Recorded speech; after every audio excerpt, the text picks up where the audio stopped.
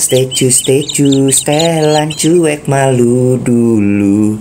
Teret teret teret teret teret teret.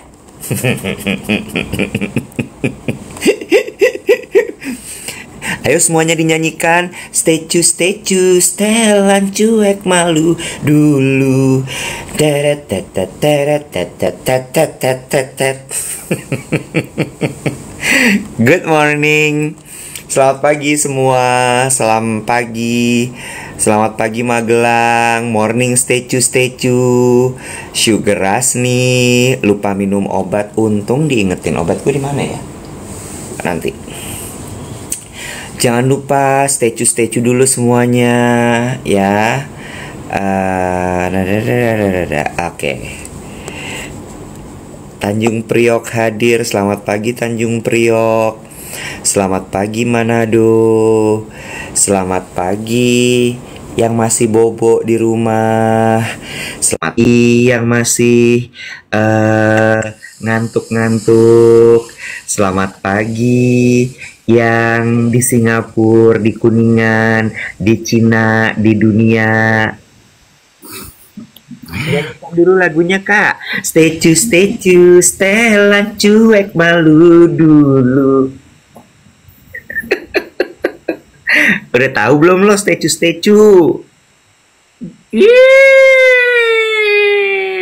Statue. Baru bulan Maret udah 9 juta views.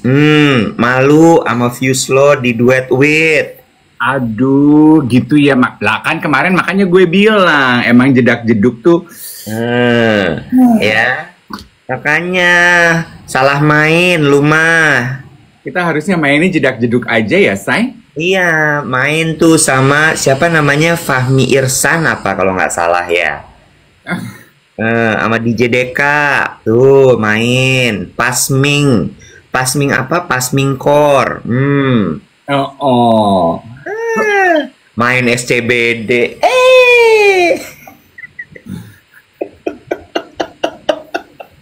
Salah main lu. Lu inget orang tua tuh selalu bilang pilih teman pergaulanmu.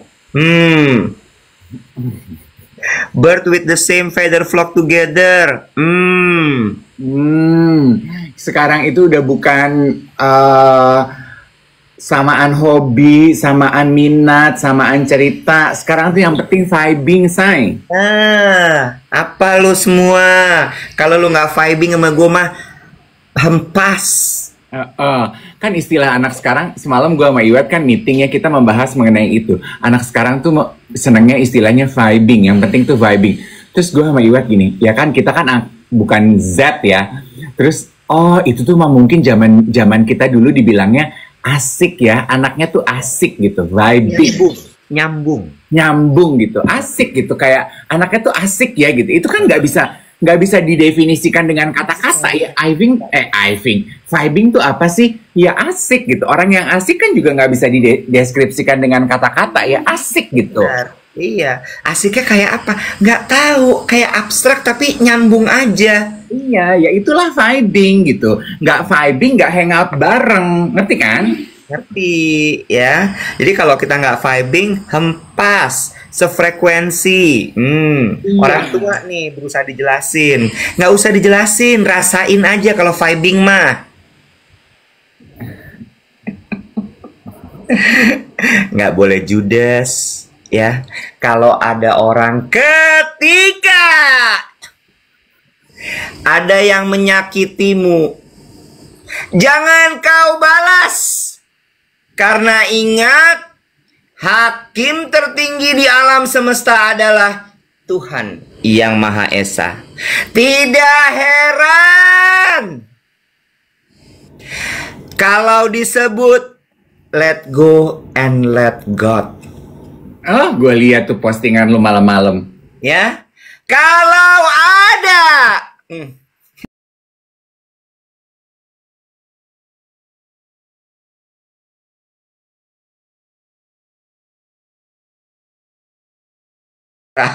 muncrat apa tuh? Geng dua tuh pada bertanya-tanya ya, karena rupanya itu tuh isi khotbah GPCC kemarin, Web. Dalam rangkaian Paskah gitu. Kok Kok Mas Iwet bisa tahu ya gitu? Om Dave ajak Mas Iwet pergi ke gereja.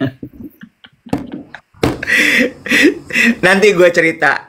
Nanti gue cerita. Ada banyak cerita weekend saya.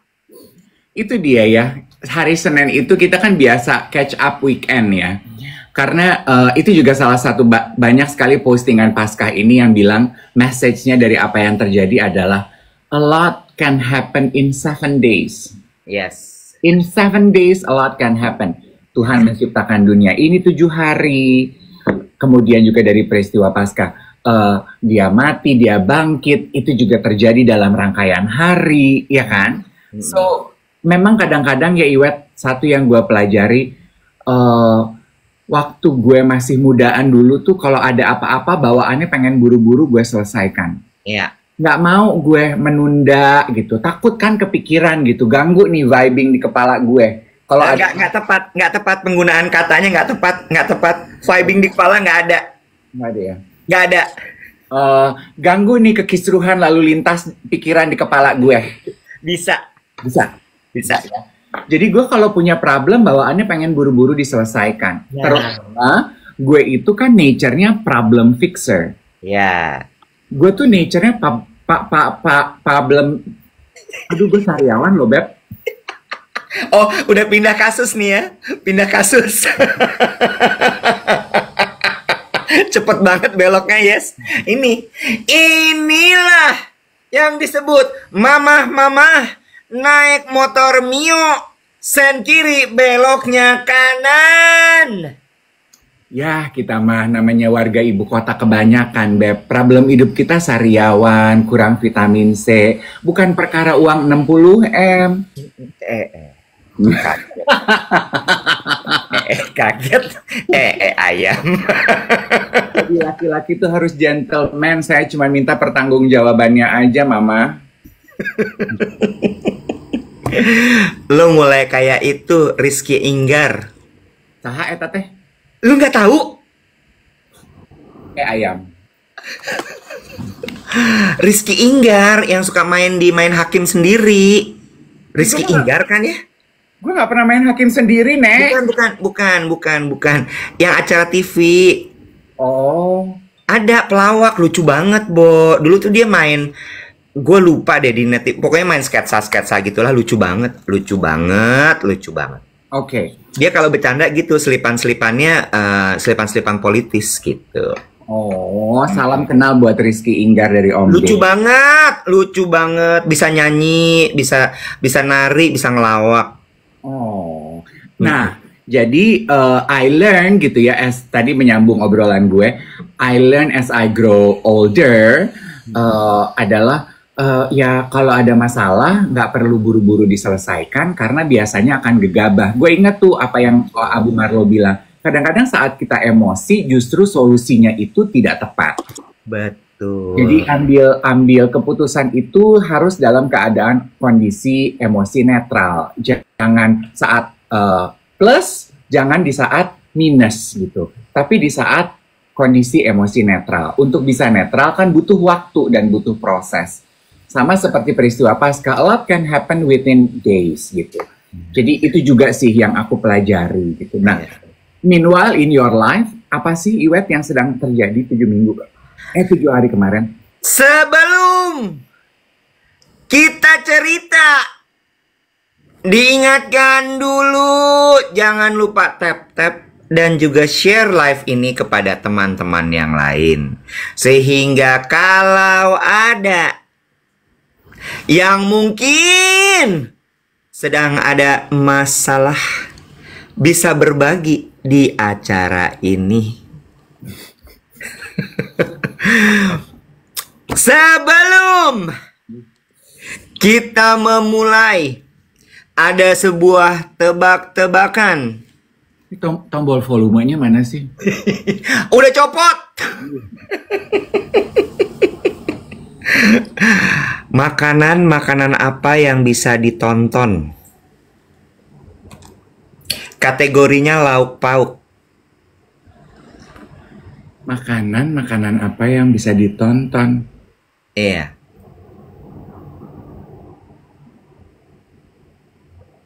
Apa sih, Bob? Lauk pauk. Lontong, Salah. ketoprak. Salah. Bukan cak lontong, bukan tahu walit, bukan ruendang, bukan ketoprak, bukan tongkol, bukan brownies, bukan. Mau tahu jawabannya? Netflix. Apa makanannya, Bo? Deng deng.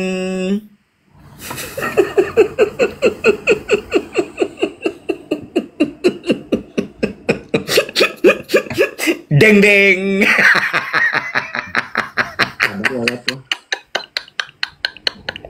Orang tuh kalau udah banyak masalah diketawain aja. Jangan dirudetin, jangan dijadiin akar pahit. Nah, kelihatannya siapa yang punya masalah. Deng-deng. Gue sekarang tuh ya, Bo, udah saking bludreknya, udah saking bingungnya gue mesti ngapain lagi ya. Udah gue ketawain aja, udah kayak orang gila gue mah. Gue ketawain, Dave, gue ketawain. Iwet kok agak diem sekarang? Iya, banyak masalah nih. Karena jatuhnya kalau masalah, emosi itu lo luapin, lo jadi jahat sama orang. True. Bener nggak? Ya, banyak loh. Bukan banyak, ada beberapa kasus di sekeliling gue terkait dengan perceraian. Itu akar permasalahannya adalah nggak bahagia. Tapi dia tidak bisa mengungkapkan, akhirnya rungsing. Dan ketika rungsing, apa yang terjadi?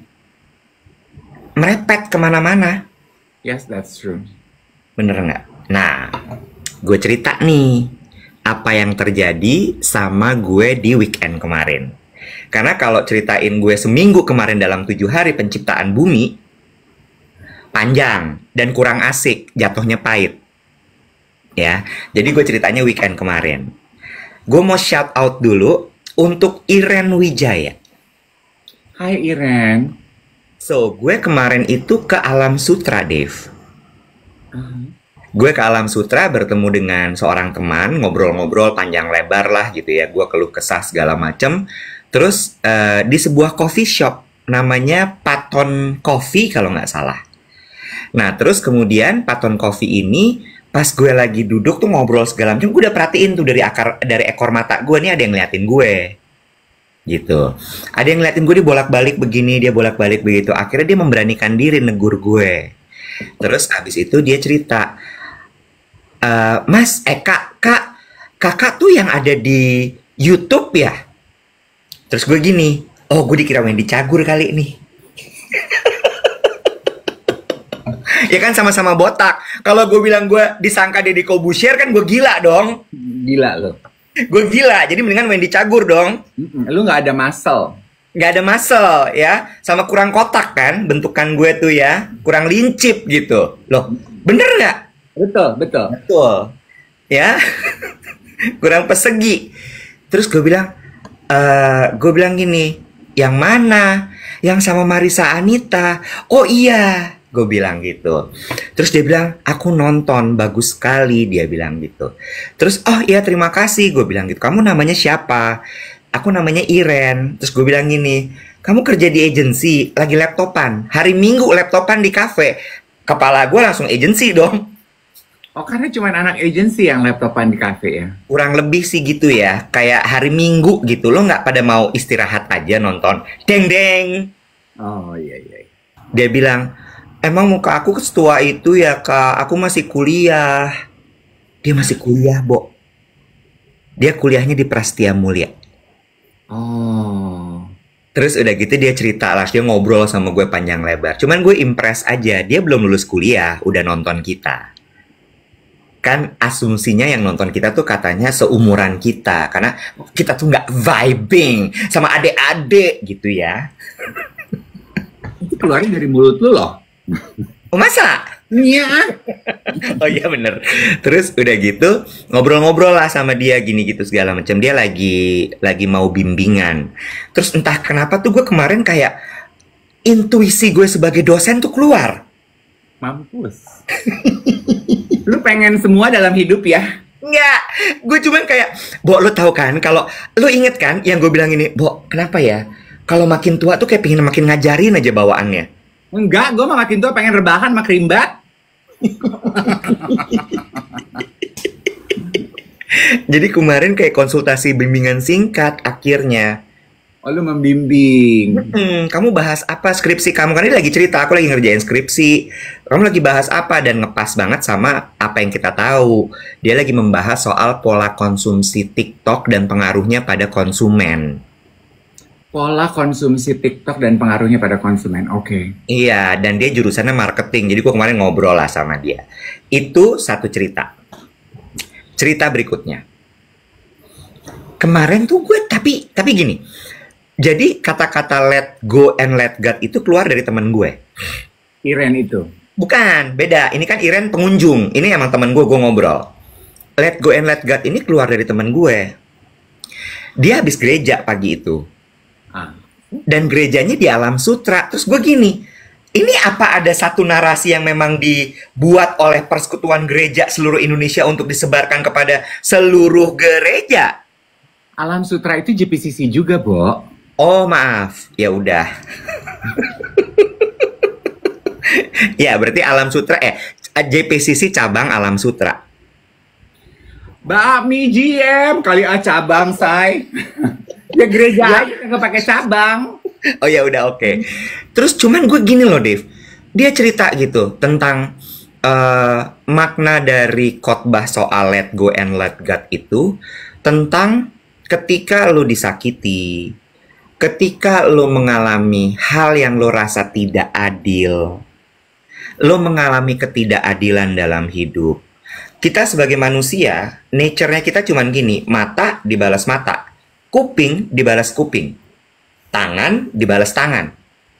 Kalau sampai kuping itu belum kebalas, tangan itu belum kebalas, lo ngerundel. Tapi dia menjelaskan bahwa khotbah tadi tuh diingetin bahwasanya hukum tertinggi itu hanya milik Tuhan. Bener nggak? Hukum tertinggi itu milik Tuhan, manusia tidak berhak untuk memberikan hukum. Makanya kemudian let go and let God. Susah, betul. Ya, berat, betul. Tapi bukan tugas kita yang memberikan hukuman. Jadi ketika kita merasa ada ketidakadilan, kita tahu kita sedang diperlakukan tidak adil. Tapi kita juga harus paham bahwa sanggupkah kita memberikan keadilan yang benar-benar adil? Apakah kita sanggup menghakimi dengan adil? Enggak, karena kita cuma manusia. Sehingga temen gue terus bilang, jadi kemarin gue tuh ada kayak, pengen gue balas deh, gak bisa nih kayak gini. Jangan mas, dibilang gitu. Udah, Mas Iwet, jalanin aja apa yang Mas Iwet harus lakukan. You need to protect yourself, protect yourself. You need to do things, but never balas, bikin hukuman, karena itu bukan tugas Mas Iwet. Gue keinget lagi yang kata-katanya Abu Marlo, jangan ambil tugas yang bukan tugasmu. Bener nggak? Walaupun berat ya, berat loh, ini berat sekali. Menurut gue ini kayak, anjir ini susah sih. Terus gue bilang gini, gue padahal udah bikin nih rencana. Gue mau begini. Dia bilang gini, nggak apa-apa kalau mau melaksanakan rencana itu, tapi intensinya bukan untuk membalas. Terus gue cuman gini, anjrit, bener loh ini. Bener loh. Udah, abis itu gue kayak agak tenang. Tadi malam gue tidur nggak, gue udah 4 hari apa 3 hari tidur kepotong terus, Dave. Gue bangun jam 2 terus nggak bisa tidur lagi sampai pagi. Tadi malam gue tidurnya enak, makanya energi gue bagus. Well, I'm happy for you karena gue tahu tidur itu adalah sebuah luxury dan juga kebutuhan yang kalau kita lagi banyak pikiran itu sangat sulit sebetulnya untuk bisa menikmati kemewahan tersebut. Jadi to hear that last night you slept like a baby, it's comforting to know. Iya, iya. It's comforting to know. And yes, kepada apa yang barusan lo share gitu, bahwa nggak gampang bagi kita untuk let God do His work gitu, terutama ketika kita disakiti, terutama kita melihat ada injustice yang terjadi, terutama kita mengetahui bahwa orang mengatakan sesuatu yang tidak selayaknya, kayaknya yang terjadi bukan itu deh, tapi kok lu mengatakannya berbeda ya gitu. Oh, lu playing victim ya, lu berusaha mengambil simpati orang ya gitu. Kan pasti instinctively kita akan membalas, yang terjadi bukan gitu Nek gitu. Enggak gitu loh yang terjadi, yang dia ceritain tuh cuma setengah-setengah, ke belakangnya nggak diceritain loh, sehingga orang lebih memihak kepada dia bukan kepada gue. Kok kenapa gue jadi victim gitu. Tapi yes to what you said, dan nyambung dengan perkataan gue yang tadi di awal gue bilang, as I get older, gue udah I let it go, nggak apa-apa. Iya. Again, sebelum gue lanjutin, kalau ada yang baru gabung terus nanya temanya apa hari ini, kita pagi ini baru saja mulai, baru 20 menit, ya udah lama sih 20 menit, dan kita sedang membahas pengalaman weekend kita, kejadian-kejadian weekend kita, gitu ya. Tadi gue cerita soal let God and let go itu, let go and let God itu tadi, gitu. Terus nambahin sedikit, ada yang bilang, tapi kalau buat koruptor nggak bisa Kak, tapi kalau buat perang nggak bisa Kak. That's different thing. That's different thing. Karena kalau itu ada hukum yang terlibat di situ. Ya, cuma balik lagi. Oh, terus temen gue nambahin gini. Dia juga punya pengalaman yang sama gue. Merasa tidak diperlakukan tidak adil, terus kemudian merasa dicurangi. Lu nggak kesel sama dia, gue tanya gitu. Terus dia bilang jawabannya adalah, ya waktu itu kesel. Tapi kalau misalnya gue biarkan kekesalan gue itu hadir, yang terjadi adalah gue tidak akan bisa bertumbuh. Gue nggak akan bisa memaknai pengalaman itu dengan baik. Malah yang ada akhirnya jadi akar pahit buat gue, dia bilang gitu. Terus dia bilang lagi adalah, satu lagi tuh dia bilang, oh kalimatnya bagus deh. Buat apa gue berbuat jahat sama orang yang jahatin gue?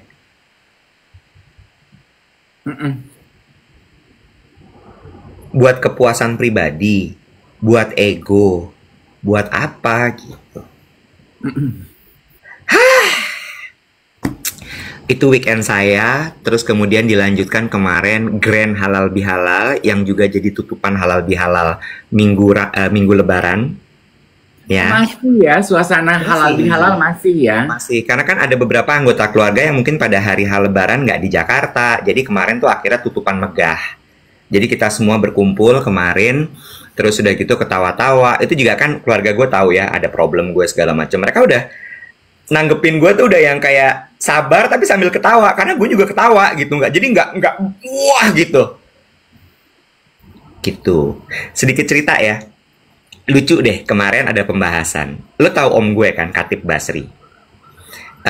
Beliau kan Menteri Keuangan tahun berapa ya, 2000 berapa lah gitu ya. Terus kemudian sempat jadi Komisaris Utama Bank Mandiri. Terus kemudian sudah digantikan sekarang.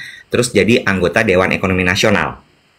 Terus dia nih lagi banyak di interview, di podcast, di acara terkait dengan Trump tariff, terus kemudian kondisi kelas ekonomi menengah yang turun jumlahnya dan sebagainya gitu. Terus udah gitu lucu, dia masuk ke satu YouTube gitu, terus ada yang komentar di YouTube-nya, wih siapa nih orang, nih komentarnya gitu ya, siapa nih orang, lumayan nih di atas rata-rata orang Indonesia 78, bisa di atas 100 dia. Terus rare nih dibilang gitu. Squishy kali rare. Jadi ini menunjukkan bahwa memang lintas generasi itu memang tidak semua orang pengetahuannya sama gitu. Terus kemarin jadi pembahasan gitu, ketawa-tawa, kita lucu banget nih gini segala macem. Terus abis itu kasihan, nah om gue tuh merasa lucu gitu dengan kondisi itu, dia screen cap, dia juga dikirimin sama orang. Dia dikirimin sama orang, nih lucu banget nih, Mas Dede. Terus dia gitu dilingkarin, terus dia post. Terus dia bilang, dan om gue tuh kan juga pandai berkata-kata dan agak lawak sebenarnya. Jadi tulisannya dia di captionnya adalah, untuk beberapa orang mungkin saya dikenal, tapi masih banyak yang belum kenal. Tapi saya tetap bersyukur bahwa paling tidak saya sangat terkenal di WhatsApp grup keluarga. Anaknya abis dibully, Bo. Astaga. Sama warga. Gue gini. Terus dia gini, aduh ini gimana ya, kasihan nih anak ini. Tapi abisnya di message sama om gue, kamu nggak salah, dia bilang gitu. Karena ya memang pengetahuan orang kan ya beda-beda ya. Udah, itu weekend gue. Ya, gue mau bilang itu juga kayaknya adalah komentar paling sering ya kita baca, siapapun kita gitu ya. Ya kecuali mungkin lo Prilly Latuconsina, Luna Maya, atau Lisa Blackpink yang kayaknya satu dunia udah pasti tahu. Tapi siapapun konten kreator, artis, mantan performer gitu, pasti pernah deh mendapatkan komentar yang gini, siapa sih nih orang, kita nggak tahu, kayak kenal tapi nggak tahu, aku taunya tuh gara-gara ini gitu. Itu kan pasti ya. Karena bener apa kata Om Basri, orang tuh terkenal hanya dalam scope tertentu aja. Ya kan? Karena nggak bisa lo mau terkenal di beberapa scope. Kayak Lisa Blackpink deh. Lisa Blackpink. Kurang dunia apa? Kurang global apa? Lisa Blackpink. Gue kemarin nunjukin, kan gue lagi baru mulai nonton White Lotus, terus gue gini, aduh, cantik ya dia ya, aduh cantik, so pretty, so pretty. Ponakan gue yang laki gini, who is she? Lisa. Lisa who? Lisa Blackpink. Lisa Bonet. Oh, itu Blackpink. Oh ini one of the singer. Iya gitu. The moral of the story adalah selalu ada orang yang nggak kenal lu kok gitu. Iya kan? Yeah. Jadi sebagai kreator, sebagai artis ya udahlah, kita juga ya udah jangan ya wes gitu. Gue juga kan banyak tuh di komen-komen YouTube, aku nggak kenal dia siapa. Ya udah deh, emang nggak mungkin gue dikenal satu jagat. Bener nggak sih, Cin? Betul. Gue pagi hari ini ingin menyapa seseorang yang gue kenal karena duet siaran pagi di TikTok. Oke. Namanya Shirley Epifania. Hai Shirley, good morning. Jadi Lebaran kemarin Shirley mengirimkan madu dan dia menyertakan thank you note. Lo tahu gue kan I'm a sucker for words. Nah gue mau bacain thank you notes-nya karena thank you notes ini ditujukan buat kita berdua. Kak Dave dan Kak Iwet yang senantiasa menemani aku dalam duet siaran pagi di TikTok walaupun harus ngumpet-ngumpet ketika bekerja setiap hari. Karena rasanya memang butuh untuk dengerin kakak berdua setiap pagi menambah wawasan informasi dan sukacita dikala dunia memang sedang tidak baik-baik saja. Dengerin duet itu karena butuh. Karena menurut aku itu termasuk healing, senyum-senyum sendiri lihat kekocakan kalian berdua. Ini ada bingkisan sederhana dari aku dari Pulau Timor NTT yang manis tapi bukan gula karena yang dikirimin madu. Tapi semanis dan sangat positive vibes yang kalian berikan setiap hari. Ini madu hutan untuk kalian berdua supaya tetap sehat dikala kalian yang senantiasa berikan hal positif bagi banyak orang, terutama Kak Iwet yang dalam bulan puasa. Last month. Semoga bingkisan kali ini bukan yang terakhir dari aku buat kalian. Semoga kalian juga jangan capek-capek untuk menyisihkan waktu untuk menemani kami, namun sangat bermakna melalui duet siaran pagi. Terima kasih. Bukan cuma buat satu momen, tapi untuk semua kebaikan kecilmu yang tidak terlihat tapi sangat terasa. Senantiasa diberkati untuk menjadi berkat banyak orang. God bless you, Kak Iwet sama Kak Dave. What this message convey, what it struck to me, Iwet, adalah gue tuh suka baca momen message-message kayak gini karena ini feel good folder gue di saat gue lagi capek. Gue lagi bosen, lagi jenuh, gue lagi merasa diserang dengan komentar-komentar negatif, dengan narasi-narasi yang, aduh apa sih gitu. Ya kan orang kan banyak diputar balikan fakta. I didn't say that, kok jadi begitu sih gitu. Gitu-gitu. Stuff like this, what truly matters. Yeah. Kemarin gue juga sambil gue kardio, Bilo bisa tebak nggak kardio gue apa kalau begini gerakannya? Gue tahu boxing ya pasti ya. Caca dong. Cacanya Dut nggak? Gue dengerin wawancara podcastnya Oprah dengan penulis buku. Gue belum baca bukunya, tapi gue lagi proses mau beli. Judul bukunya ini lagi jadi New York. Beli yang asli. Kenapa? Beli yang asli bukunya. Kenapa? Lu juga ya narasi deh. Gue tuh cuman beli buku palsu sekali. Sekarang jadi satu Indonesia taunya gue suka beli buku palsu. Gue tuh cuman sekali. Ingat, let go and let God. Tuhan dia nih.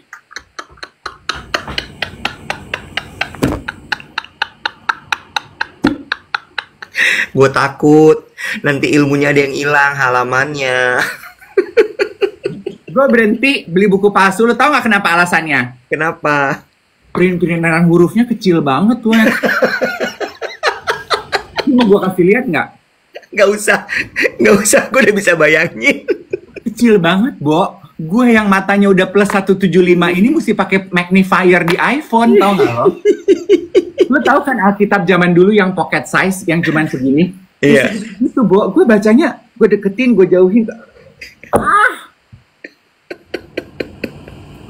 Lanjut. Jadi bukunya judulnya apa dan lo lagi proses mau beli? Ini lagi jadi a New York bestseller. Judul bukunya adalah The Anxiety Generation. Oh wow. Oke. Based on research by this professor. Siapa yang dia sebut sebagai The Anxiety Generation? Z Alpha. Yang sekarang itu sudah jadi teenager. Ponakan gue dong. Iya. Iya kan? Tujuan akhir dari buku ini adalah untuk mengajak orang tua mencari cara untuk memotong porsi screen time anak-anak mereka. Ya, karena kecanduan screen. Nah, yang menarik dari buku ini yang gue dengar di wawancara podcast Oprah adalah hasil surveinya, Iwet. Jadi di Amerika dan di banyak negara Eropa, 20% anak itu dari usia 2 tahun udah pegang iPad sendiri. Betul. Terus dia mengingatkan, iPad itu bukan suster. Orang tua banyak menggantikan iPad, perannya sebagai neni. Dia kasih iPad supaya dia bisa kerja. Dia kasih iPad supaya orang tua bisa masak, supaya orang tua bisa... Banyak. Nah, itu yang akhirnya membuat generasi yang udah jadi sekarang teenager itu hook. Berdasarkan surveinya dia, Bo, teenager sekarang itu cuman di bawah 10% yang mereka junior high, SMP dong. Sama sekali belum pernah menuntaskan membaca a whole book. Ya. Nggak pernah baca buku, Bo. Nggak pernah menuntaskan satu buku rampung. Ya. Terus dari surveinya dia, anak-anak sekarang itu baca satu kalimat di dalam buku, ambil TikTok, ambil Snapchat.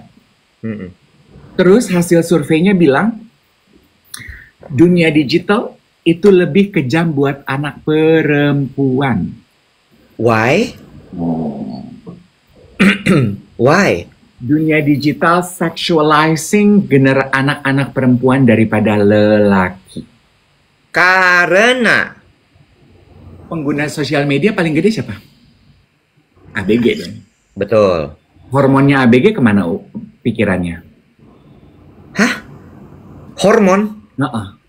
Lonjakan hormonnya ABG itu? Birahi. Ya iya. Itu yang nyambung dengan obrolan kita kemarin dong. AI disalahgunakan. Sexualizing para perempuan itu.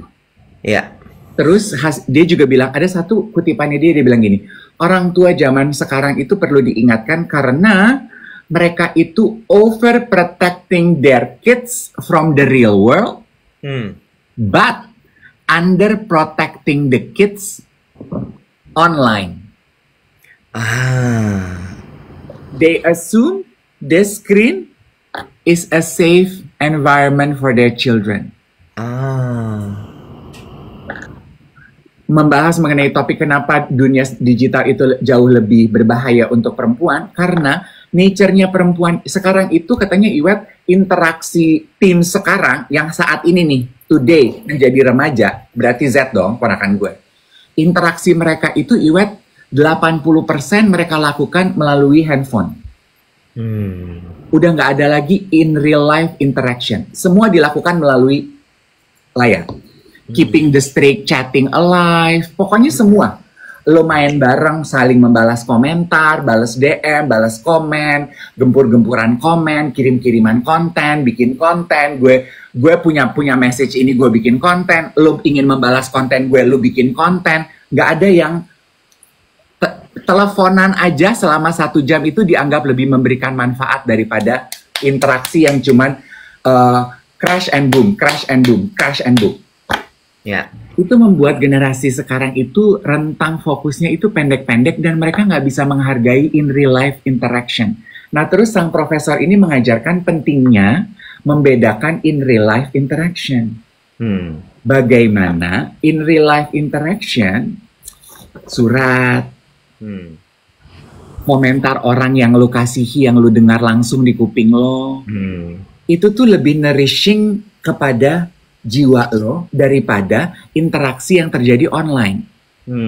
Kenapa? Karena interaksi yang terjadi di online itu panggungnya panggung luas, Wet. Lo pikir lo kenal orang yang memberikan komentar di akun tersebut? Apakah lo tahu pemilik akun tersebut real life-nya seperti apa dan siapa? Interaksinya ketika dia menuliskan komentar?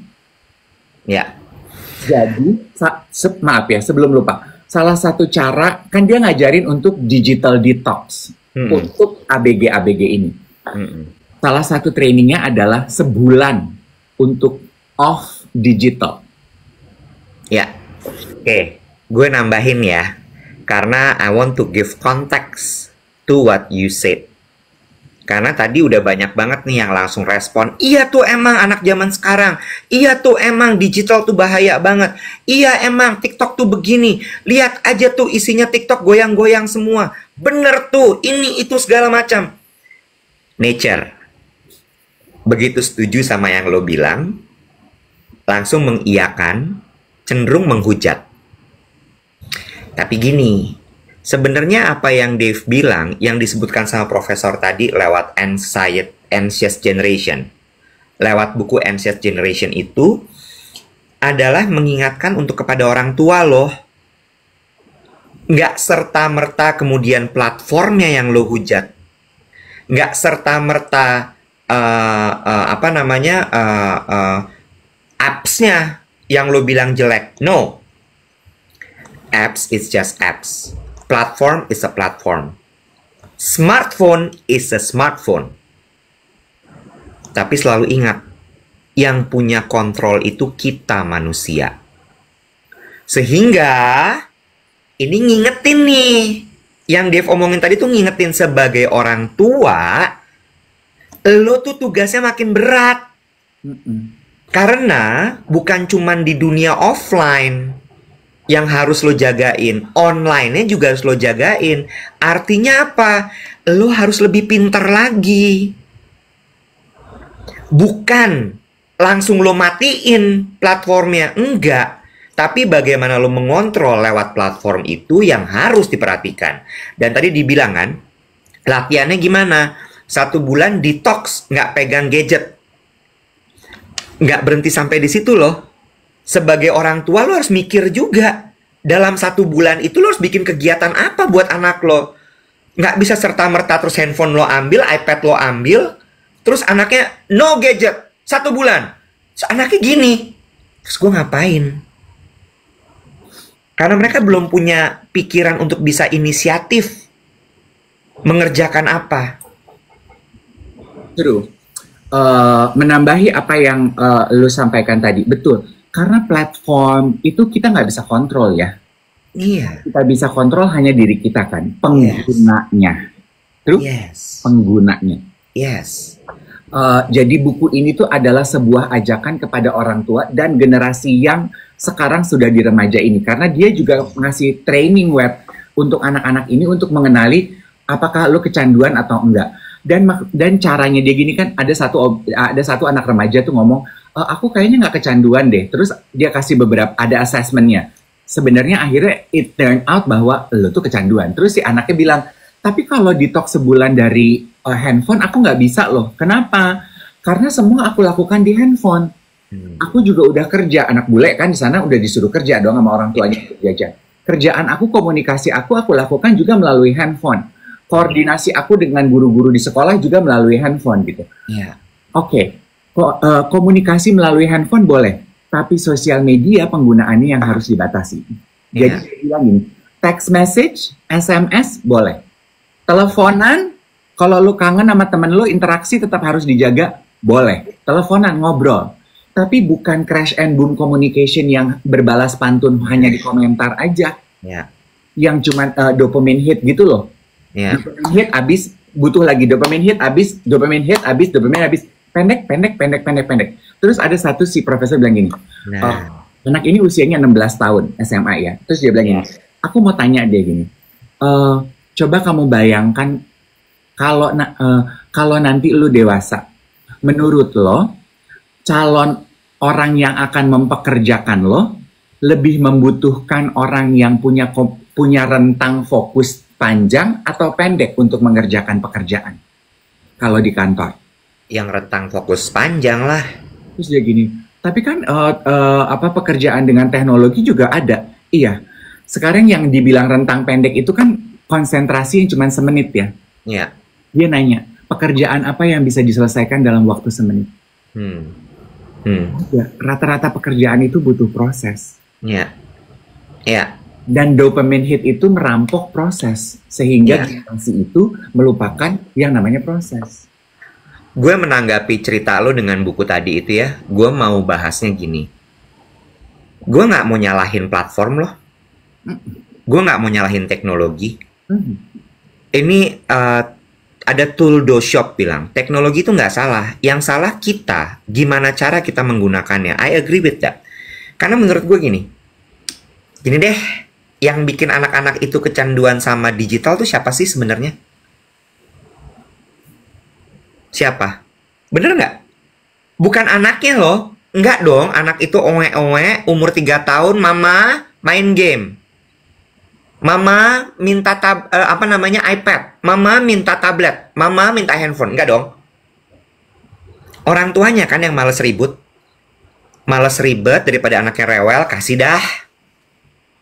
Males ribet karena gue lagi juga pusing rungsing dengan urusan gue daripada rewel nih anak, kasih dah.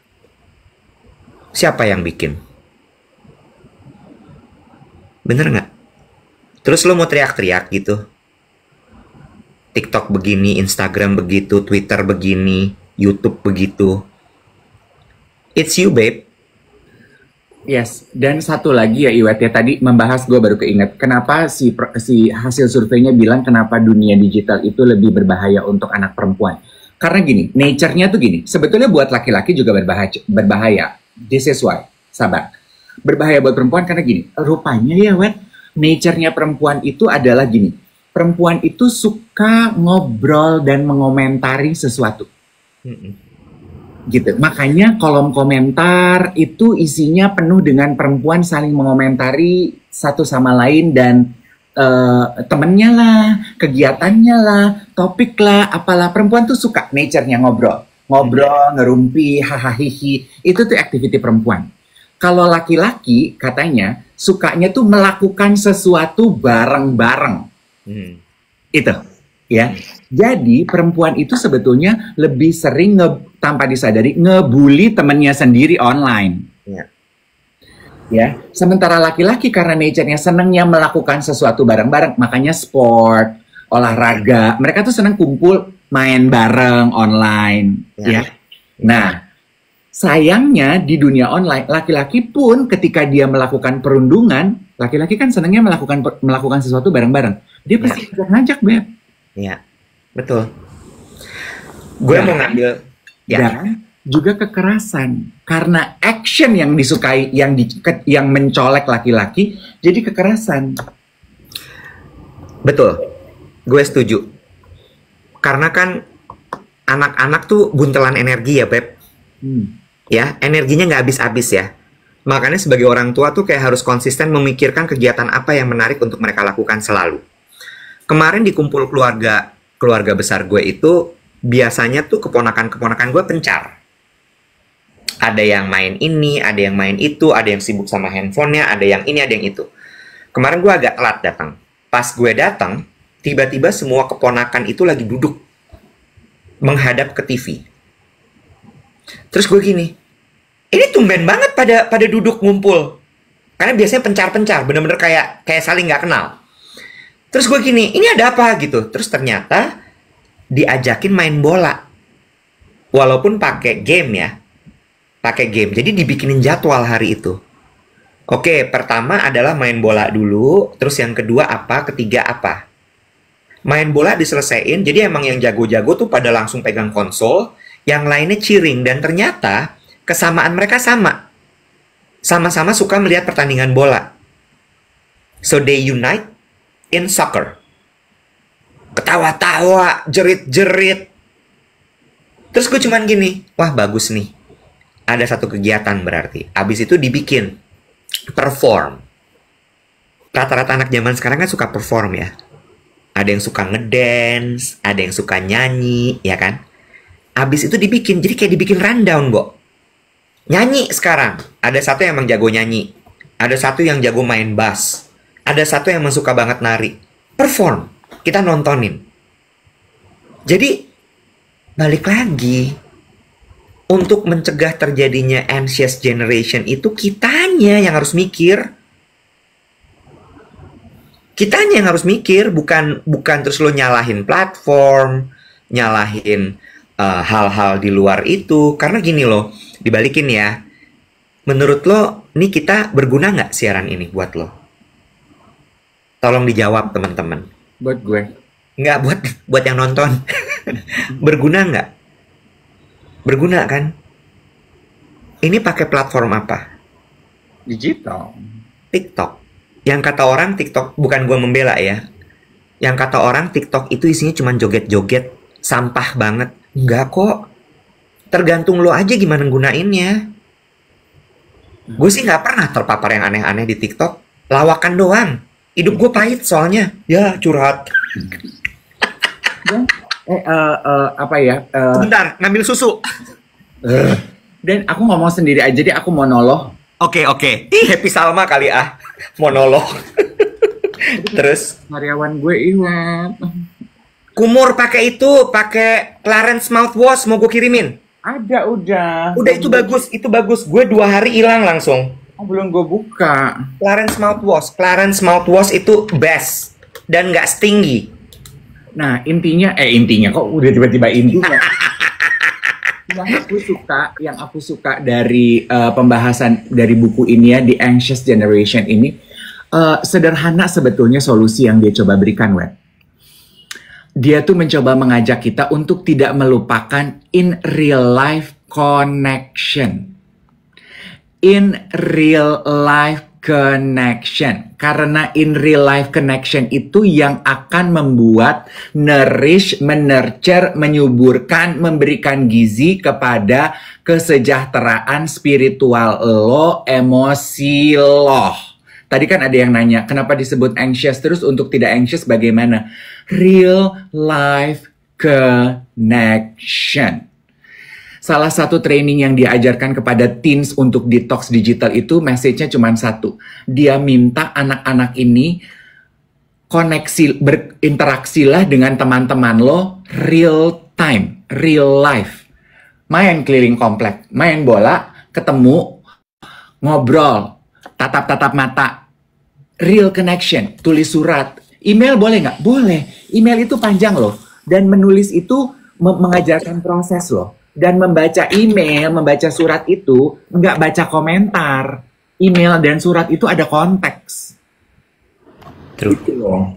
True. Jadi kalau gini, kita tuh gampang banget dicocok hidungnya. Iya itu salah satu cirinya jadi anxious generation. Ya. Gue gue ngelihatnya emang ponakan-ponakan sepupu-sepupu gue kan anaknya masih kecil-kecil ya. Hidupnya tuh mirip kayak Lala, gue lihat. Sibuk ngantar anak aja kegiatannya. Maksud gue gini ya, Lala bekerja, tapi juga dia kalau udah weekend, anjrit nih padat banget ya jadwal dia. Ntar Ethan begini, ntar Emma begitu, ntar abis itu harus ada momen untuk nonton bareng, ada krimbat. Gue cuman gini, otaknya Lala tuh pasti nggak berhenti mikir ya.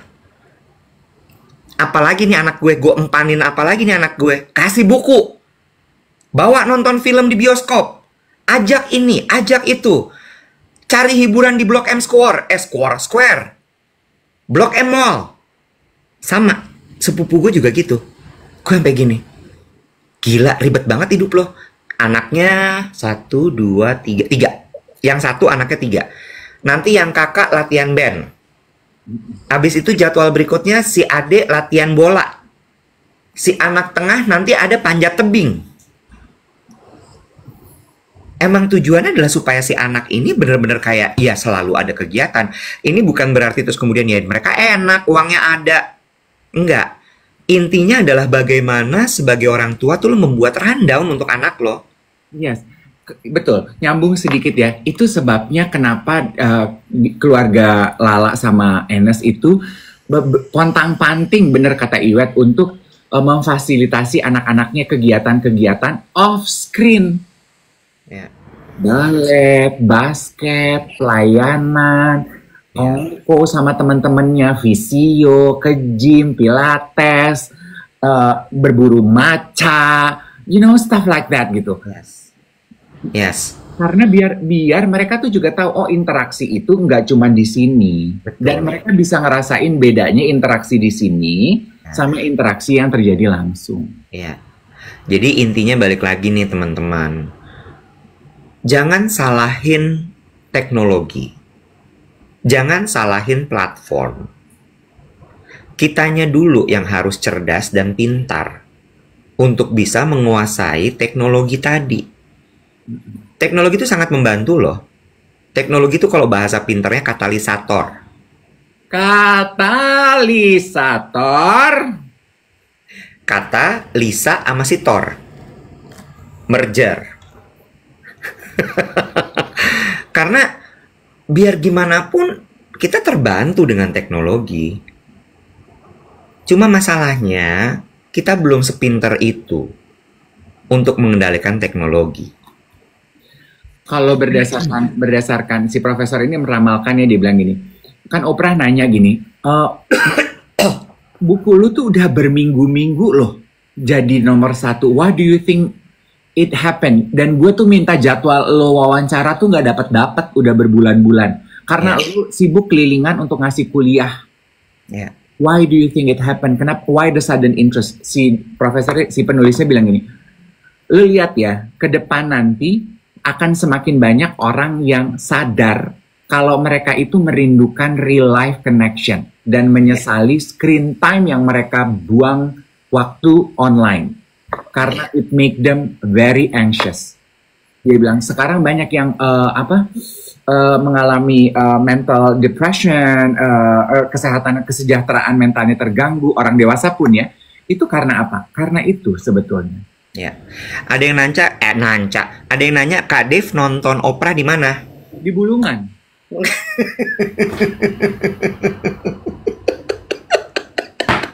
Gue tuh Bor Saparua. Boleh nanya yang bener-bener aja nggak sih? Serius, dia apa lo di YouTube? Nih ini orang lagi nggak sejahtera karena sariawan. Cuman nanya nonton di mana aja gangguan buat dia. Spot EV. Tolong dipahami ya teman-teman. Dev lagi. Nonton di mana? Di Gazebo. Emangnya dia Sila on Seven? Awas nyeplos. Awas. Gue pernah loh nge-MC konsernya Sila on Seven di Gazebo untuk Indosiar. Awas nyeplos. Awas. Tahan. Spotify. Bukan nonton. Enggak, Cin. Bener dia nanya, Cin. Karena sekarang kan podcast juga ada yang bisa ditonton, Cin. Betul. Tadi gue mau nanggepin. Nah, tinggal 6 menit, tapi gue mau ini sedikit aja, heads up sedikit. soal tadi generasi online yang kecanduan sama small screen, terus kemudian mereka merindukan in real life connection. That is very true. Bener banget. Tapi ada satu akibat tuh sebenarnya. Jadi mereka ini tuh kayak anak jaing yang biasa dikandangin, tiba-tiba dilepas. Aur-auran. Jadi kayak offbeat, Bo, di lingkungan sosial. Ini satu fenomena lagi nih. Jadi tidak paham bagaimana cara berinteraksi. Sebentar. Bentar. Lo suka gini gak sih kalau lagi live tiba-tiba disuruh main puzzle? Nah, tadi gue mau bilang ini, itu juga masalah balancing offline dan online. Even di TikTok aja, seperti yang baru terjadi loh. Kalau lu live lebih dari 1 jam, dia kasih warning loh, lu udah 1 jam. Karena sebetulnya batasan live itu emang cuma sejam. Nah, itu dia. Jadi balik lagi, ini jadi satu fenomena baru nih. Jadi si anak-anak itu ketika nanti mereka udah kumpul, terus mereka bingung, gue mulai dari mana ya? Kok ternyata beda ya ngobrol di online, di teks, sama ketika gue ngadepin orangnya. Ternyata kok ada rasa beda ya, energi atau apa, dia nggak bisa definisiin juga gitu kan. Nah itu another problem lagi tuh. Yang kita sebagai orang dewasa harus bisa juga memikirkan. Capek emang jadi orang dewasa tuh, ada aja masalahnya. Ya. Kenapa Seninnya berat sih, cuy? Enggak, gue mah santai. Masalah gue lebih berat.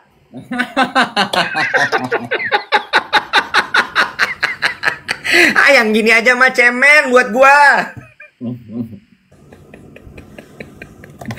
Ketawain aja kalau udah punya masalah ya. Ingat, let go and let God. Yes.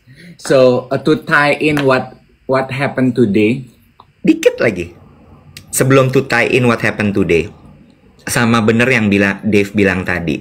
Ini juga lagi gue pelajarin, Dave. Bersabar. Lo tetap berusaha, tapi sertakan sabar dalam usaha lo. Karena setiap masalah itu sebenarnya, nih gue again ya, gue lagi belajar dari yang gue hadapi sekarang. Tuhan itu lagi mengetes kesabaran lo aja. Ini akan selesai. Yakini itu ini akan selesai. Selesainya dengan baik. Cuma Tuhan lagi mengajarkan lo untuk bersabar dan berserah. Karena dia yang akan nyelesain, bukan lo. Makasih lo Abu Kargo untuk kekuatannya. Abu Kargo, muatan dong gue. Kalau Abu Marlo ada, nah ini lu parodinya Abu Kargo. Say lucu loh, Say. Buat bikin sketsa, Say. Lu jadi Abu Kargo, Say. Bagus. Ini di Abu Kargo. Lu selepetannya Abu Marlo. Iya bener. Parodi, yes. Lu Abu Kargo. Ya. Iya, bisa. Mama Dede udah banyak, Say. Iya, enggak kan kalau Mama Dede tuh keluarnya sama Mami Nathan. Itu pairingnya, ya. Iya. Kalau Abu Kargo, kan Abu Marlo tuh suka live sama konten kreator namanya, aduh gue lupa ya. Nanti deh gue cari. Gue jadi dia ya. Iya, bener. Ya, parodi, yes. Parodi, ya. Lu play along aja. Jadi kalau misalnya lu keluar Mami Nathan, berarti Mama Dede harus keluar. Kalau gue Mama Dede, lo harus Mami Nathan. Oh, namanya sama Kang Anjrit. Nah, lu tahu nggak sih ada lagi parodi satu lagi di TikTok, Ustadz Culture. Aduh, apalagi Beb? Beb, lucu banget. Jadi jadi kumpulan anak-anak culture gitu, kayaknya culture banget gitu, duduk rame-rame kayak lagi di kajian. Terus abis itu si anak-anaknya nanya, Tat, kalau misalnya saya lagi begini-begini ternyata begitu, itu baiknya gimana ya Tat? Terus nanti ada yang ngomong, iya Tat, itu kan begini-begini-begini. Sebelum dijawab dia harus gini, iya lagi gitu. Lucu Beb. Iya lagi. Lucu banget, sumpah lucu banget. Lanjut. Apa? To tie in. Lupa. Oh, no, no. To tie in adalah same as what I cherish this. Jangan lupa juga untuk membuat waktu untuk melakukan real life connection. Yeah. Midst of kompetisi yang lo lakukan di dalam kehidupan lo di layar online ini. Betul. Supaya lo bisa membedakan mana yang emosi benar, mana yang emosi semu. Ya. Oke, untuk menutup perjumpaan kita pagi hari ini, mari kita parodikan Ustadz Walid. Ustadz Walid adalah si Ustadz Culture tadi. Iya, Tolong rekan-rekan untuk siap-siap dengan iya lagi, iya lagi, iya lagi. Gue akan bacakan kalimatnya. Di akhir kalimat, tolong sertakan iya lagi, iya lagi, iya lagi. Oke, kita mulai ya. Tat, udah pakai New Balance, tapi kok hidup saya nggak balance, Tat? Iya lagi, iya lagi, iya lagi. Kayak gitu, Bo, kasusnya. Oh. Lucu ya? Udah pakai New Balance, kok nggak balance nih hidup? Oh, iya. Alcer kan? Tat. iPhone-nya udah iPhone 16 tapi hidupnya masih 11-12 kayak kemarin, Tat. Iya lagi, iya lagi. Bye everyone.